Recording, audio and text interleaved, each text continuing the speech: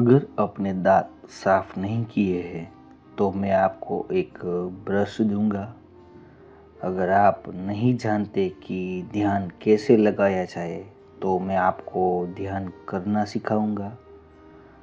अगर आप नहीं जानते कि जीवन की बुनियादी चीज़ें कैसे की जाए तो मैं आपको उसके बारे में बताऊंगा। मुझे इसमें कोई विरोधाभास नहीं दिखता।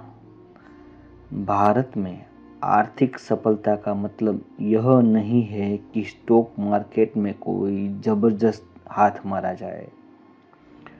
आर्थिक सफलता का मतलब है कि देश के 125 करोड़ लोग कम से कम सभ्य तरीके से रहे, क्योंकि हम लोग ऐसे हालात में रह रहे हैं जहां लगभग 60 करोड़ लोग आज रात भूखे पेट सोने को विवश है।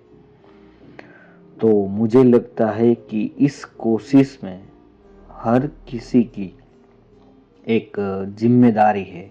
मैं जानता हूँ कि आप यहाँ किसका जिक्र कर रहे हैं। बाबा रामदेव 90 के दशक के उत्तरार्ध में किराए की साइकिल पर घूमते थे, जिस पर वह किराए का एक बर्तन रखकर उसमें 50 किलो च्यवनप्राश भरकर घर घर घूमकर बेचते थे। मेरी अभी उनसे 3 दिन पहले ही बात हुई थी। उन्होंने कहा, सद्गुरु, इस साल मेरी कंपनी का टर्नओवर 5,000 करोड़ होने जा रहा है। मैंने कहा कि यह तो बड़ी अच्छी बात है। इस पर वह बोले, आप मेरे यहाँ आइए और मेरी यूनिट जरूर देखिए। मैंने कहा, बेशक मैं आऊँगा और देखूँगा। गुरु की यह छवि जो आज बहुत से लोगों के दिमाग में है, वह कैलेंडर में दिखने वाले चित्रों की वजह से है, जिसमें आपको सफेद दाढ़ी वाला एक इंसान दिखता है जिसका चेहरा हमेशा गंभीरता से लटका हुआ रहता है। अगर आप इस देश के इतिहास पर नजर डालें तो आप देखेंगे कि गुरुओं ने हर तरह की चीजें की है।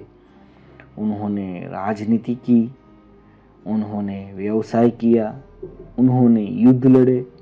उन्होंने यह सब इसलिए नहीं किया क्योंकि वे यह सब करना चाहते थे, बल्कि इसलिए किया क्योंकि वो उस समय की जरूरत थी। मुझे लगता है कि आज एक ऐसे सफल उद्यम का उदाहरण सामने रखना बहुत जरूरी है जो निजी लाभ के लिए न हो। मुझे लगता है कि बाबा उसका एक शानदार उदाहरण है। संपत्ति कभी नष्ट नहीं होती, बशर्ते आप उस पर बमबारी न कर दे। आपके मन में संपत्ति की जो सोच है वो ऊपर नीचे होती रहती है। जो लोग इस क्षेत्र में काम कर रहे हैं वो हो सकता है कि कुछ खास स्तर पर नुकसान, परेशानी या ऐसा ही कुछ महसूस करे। जहाँ तक कच्चे तेल का दाम नीचे जाने की बात है तो हम लोग लंबे समय से इसकी कीमतों को लेकर चिल्लाते रहते हैं। अगर इसकी कीमत नीचे जा रही है तो हमें इस पर हाय तौबा नहीं मचानी चाहिए, हमें इसका जश्न मनाना चाहिए। मुझे लगता है कि ये अभी और नीचे जाएगी। मैं जानता हूँ कि लोग इसे रोकने की कोशिश कर रहे हैं, लेकिन कई तरह के भू राजनीतिक मुद्दे हैं जहाँ कोई किसी पर विश्वास नहीं करता। इनके और नीचे जाने की संभावना है और मुझे लगता है कि वह भारत के लिए अच्छा होगा। मैंने सुना है कि इस क्षेत्र के कुछ बड़े खिलाड़ी बाजार की कीमतों के उतार चढ़ाव से निकलना चाहते हैं। वे तेल एक निश्चित कीमत पर बेचना चाहते हैं।